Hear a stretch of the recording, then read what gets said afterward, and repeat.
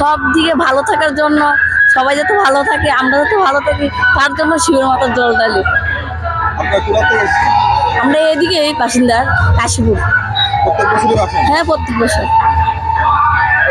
এর জন্য আমরা এসেছি, আমাদের রামনগর বাড়ি, আমরা পুরো রাস্তায় হেঁটে এসেছি এই 3 রাত পর্যন্ত। এখন এখান থেকে জল নিয়ে তারপর 3 রাত ঢেলে তারপর যাবো।